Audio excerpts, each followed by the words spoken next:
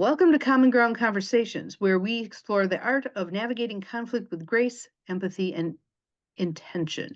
I'm Dr. Bonnie Nussbaum, a clinical psychologist and holistic coach, and I'm joined by my incredible co-host here, Dr. JoNeil Conley, who's a RN, seasoned leadership consultant, and transformational coach. Together, we bring over 80 years of experience in helping people thrive through life's toughest moments. This series that we're doing, Common Ground Conversations, is all about empowering you with practical tools and strategies to handle conflict in a way that not only resolves issues, but strengthens relationships. Let's face it, conversations right now are really complicated and difficult, and sometimes even pretty painful. But when you have confidence that you can communicate clearly, calmly, and compassionately, no matter what the situation, that's exactly what we're going to help you do. In this series, we're going to do some deep diving into effective communication strategies for de-escalating circumstances, tools for active listening and speaking with empathy, how to listen to truly hear as opposed to listening to respond, techniques for addressing disagreements without triggering defensiveness, more in yourself and the other person, real life examples and actionable tips for navigating tough conversations. So whether it's a tricky conversation with family, a workplace conflict, or even a misunderstanding with a total stranger, we'll guide you to finding some common ground that can then help you heal and move forward. Our goal is to help you build connection, foster understanding, and approach every conversation with calmness, clarity, and confidence. Welcome to our show.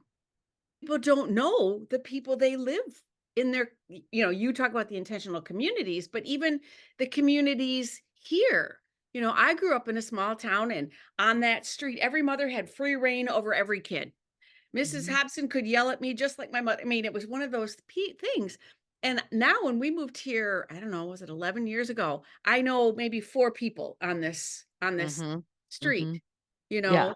So that tight knit fabric, the threads are getting frayed. Yeah. Yeah. And, the research out there about people, I don't know if you read the book Bowling Alone, but it's research by a gentleman, and it was done. He did it in the 70s and then no, 90s, and then he redid it. That people aren't joining bowling leagues or the Mhm. Rotary or So I the, was going to say service institutions are all complaining about not having yeah, peeps. yeah, Yeah. yeah, the Masonic lodges, Mhm. The all of cooties, the Shriners, the all yes. of them. Yeah. Yeah. And I believe, and this is my opinion, I don't have the facts, but COVID shoved us into ourselves as well. And when we couldn't, or our world collapsed upon ourselves, a lot of people aren't over that yet. And I guess my thought is I think COVID exacerbated that, but I think the trend was already unfolding Oh, because I yeah. think many organizations and institutions didn't keep up with what matters to people now. Yeah. What matters to people now? And Bob and I were having this conversation. He's very involved in masonry and Shriners and all of that. And I was involved in Job's Daughters. And I said, okay, we got a 1920 car today. Now, the engine, all the Mhm. things that drove it were good, but the car isn't the right car. It's Yep. not the right one that people want to It ride on. has, right, it has outlived its Yeah. usefulness. Mhm. And I think in large part that's also some of what's been happening with American churches. Oh, The faith-based communities have not, and I know flat out that the faith that I was raised in is like, no, you people come to us, yeah, not we will go to the people. yeah, yeah. Yeah, And that's doesn't serve. I think it's the not going to work. epidemic of loneliness that the Surgeon General put forth a Hmm. few months, well, it's a little bit longer than that, but it just this whole epidemic in male loneliness, but I think it's appropriate across the Agreed. the spectrum. So we have some mechanical things that are separating people. I say mechanical, but and then we have philosophical differences as well that Hmm. are separating people. And I think that what brought you and I together is how do we help folks overcome, the mechanical things, if you live in a different town and all that sort of stuff, and that's not something you and I are gonna talk about today, but that philosophical Mhm. wall that people have put up against other people. Right. Mhm. But you get this sense that it's about this kind of a thing. The same with drinking. Well, he lost his job, he lost his marriage, he lost it. When is he going to get it? You know, th- And bring back the pain piece. When it gets so painful, you can't Mhm, stand it. But even at that, we've seen folks that have continued and continued mhm, in very mhm, difficult circumstances. I have a very dear friend who has struggled with depression and all kinds of things her entire life. And I think, just shake this off. And then I go, she can't. mhm, She can't. She's it's not and so I believe the word that we haven't used is those of us on the outside tend to have this judgmental piece of mhm, us. And that is mhm. you mentioned offering grace and and thinking about why am I judging this? What's my I have no place in this. This isn't Mhm. my role to judge that person. Yes. Yes. Yeah. At the advisory board, we taught a certain because we talked about the bystanders and inequality and all that. And it was the example of some researchers put a individual in a room by himself and said, you're here. And they put smoke underneath the door. And the Mhm. individual spoke up, but Yes, they they did. put more, if 3 or 4 people in the room, they all just Then looked you, around you and get a diffusion of responsibility. yeah. Yeah. Kind of a thing, and no Mhm, and then they didn't speak up, sort of a thing. So, again, I do think and that goes back to what we were talking about too with groups. Sometimes you connect with a group, and it's easier to believe what the group's believing and acting and doing, then I don't have to be mhm, responsible for me because that's who they're mhm. saying, "I need to do that." Well, and again, I think we have a lot of systems in place that reinforce that. I had a friend who was a teacher who retired once she heard the first grade teacher out in the hallway say to her students, "Walk like little soldiers." Oh, wow, yeah. She's like, "Oh no, Yeah. oh no, can't do this." Mhm. And yes, people are much easier to manage when you've taught them to obey. But I believe, I mean, there's the whole disagreement that's going on right now over the visas for highly trained Yeah. individuals. Part of the reason we may not have as many of those highly trained individuals anymore is, are we still teaching critical thinking? Or are we teaching people, we're teaching people to take a test and then subsequently forget the crap? Can we just say amen to that? You know? I want the critical thinkers. Now, as a teacher, is that a pain in the ass when the kid goes, but wait a minute, what about this? Kind of, yes, if I'm trying to get through a lesson plan, but that's my kid. That's the kid I want to be cultivating because they're going to question stuff. Well, and I have a huge problem with the way nurses are trained right now, where they teach to the test. They teach to pass the NCLEX, where there's the hands-on, the okay, they have this, they got this disease, I'm going to do that. Oh, nope, give them this. There's no connection with the whole process. And so Yes. And first year, critical thinking, the critical first thinking. And how many times do nurses actually save doctors bacon by oh, saying, hey, wait a minute. but they don't have that coming out of school. Let me tell you what.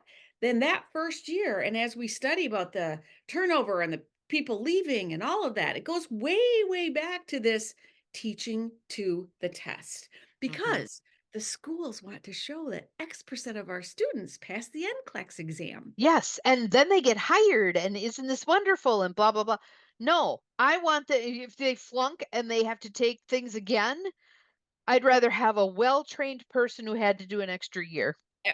100%, 100%. Hmm. And it's the connection of the thought the knowledge versus the application piece.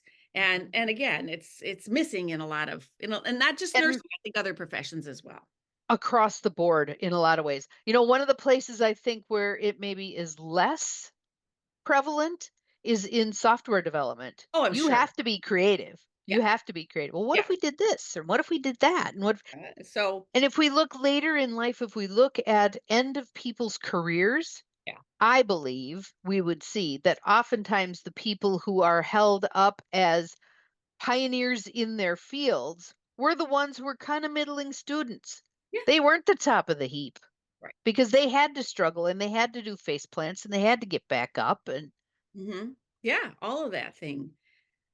Could we just have a pause on that one for a second? Because when you hear that and people go, we run from discomfort. We run from anything that, Mhm. I was journaling this morning because yesterday I got this bingy kind of feeling, kind of discomfort kind of a thing. Mhm. And when I started to ask myself, what was I feeling? It was fear. What's up? It was Okay. I Mhm. got to that, but I got to it by being quiet with that emotion, and I don't like to face those. It's like, I don't have that. They're they're I icky. yes, yes, and so I think all of us owe it to ourselves to have I know a lot of people that aren't comfortable being with themselves. A lot No, of and no. I'm gonna challenge the listeners, the folks hearing is that I couldn't do it at the time. I still had that binginess, that kind of I probably ate 4 ice cream pops because all the things. But this Mhm. morning, I could say, "What's going on?" Mhm. And again, Mhm. it made me really aware, and it's like, "Okay, what am I afraid of?" And I journaled and all the things, and Yeah. so bringing forth some of that, and that's where coaches and therapists are very adept at that, is like holding space for you to say, Mhm. "That must be scary. That must be Mhm. hard." Those kind of situations test the best of us, kind of thing. Yeah. Have you noticed this? What about that? Just kind of laying space for you to come to your discoveries. And again, those discoveries aren't comfortable. But if you're willing to sit right down with them, there's that one thing about, okay, so when anger visits me, I invited in this shadow thing. I invited in and I want you to sit with me until I've learned what I need to learn from you, Yeah. Yeah. whatever it is. And I guess so as we offer something, and we don't want people to just go, "Okay, I've got this cognitive dissonance. What do I do about it?" As we think about what are some of those steps, I think acknowledge, taking a really look at what you're this and this, and if you have to do sort of that scales or whatever, Mhm. but pausing when you're having that, because we know when we're having that, Mhm. and I don't what's the word I want to use, that anxiousness, that and go, wait a minute. Okay, I'm struggling. And it accept Something's up. My body's telling me something. my subconscious is rising up. That's the other piece we'll have to get into at some point is our And subconscious. one of the things I want to say about your subconscious, and my friend Kayleen and I were talking about this today, your subconscious is embodied. Yes. Your Yes. body has the what's the name of the book? The body knows the body. Body knows. The body Yes, keeps score. The body keeps body score. keeps score. That's it. We hold on to traumas, learnings, difficulties, etc. In our the issues are in the tissues, they say. Yeah. Knowing that, listen. Yeah. Listen. Put your hand wherever you feel the discomfort. Let's say a shoulder hurts. Put a hand there. Quiet down. Yeah. Listen within. You'll be amazed at what comes up. hmm And knowing that you don't have to do it by yourself. Mhm. That's the piece that I think you and I offer different services as far as walking beside people. We've each had our own enough that we can say, we're one step ahead of you. We're a couple steps ahead of you, kind of Mhm. so And be curious. I yeah. always talk about the curious observer. Be curious. Well, that's interesting. I wonder why that's happening. I wonder what that's about. So I have a one of my former mentors who, when she was going for some specific training, her subconscious mind lost its shit and she got sick on the airplane. She Uh, was sick and yeah. she kept saying to her subconscious, I know this is you and I'm going anyway. I don't care if I have to crawl in the door and lay in the back of the conference hall. I am going. As Mhm. soon as she got, I mean, she had a miserable night. It was awful, as soon as she walked through those doors and her subconscious mind realized she was serious, she's Yeah. going, the illness went away. Yeah, and there's somebody out there going, "Oh, that's a crack of shit, JoNeil and Bonnie. That's woo woo." Well, let me just offer it's more than that. I think there's science behind it, and I think there's a lot of um, opportunities to explore that.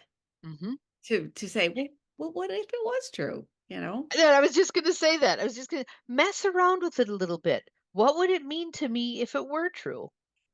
Why am I so willing to reject it out of hand? What's that Mhm. about in me?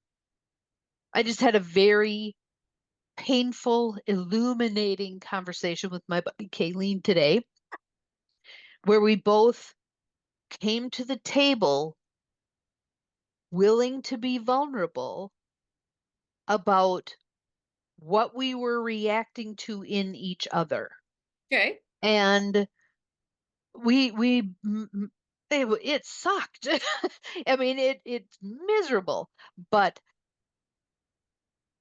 we came to some brilliant observations, and including that we've been at this, I don't know, I think we've been accountability buddies 10 years or longer. Wow. Yeah. Yeah. Yeah. And um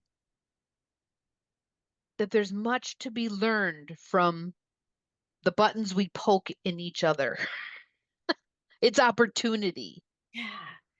And a lot of people run from that. Absolutely. People run from that, and they Absolutely. put up their masks, and they have this, "I need to be this way, and I need to," see, I'm actually, how some We people just Yes. Well, I love when they do the I have this soulmate. We finish each other's sentences, blah blah blah. In my world, that's not a soulmate. The soulmate is the one who pokes our buttons, who helps us realize where we haven't healed yet, Mhm, who offers us opportunity to mhm. heal and to grow and to become who we're here to be. So again, we thank our listeners. Subscribe, welcome. We're glad you're here. We're coming back on a regular basis. If you have questions for us, reach out. Because Yep. our contact information will be below, and we'll see you in a few weeks. So, or a week or so, whatever that looks like. Welcome. All right.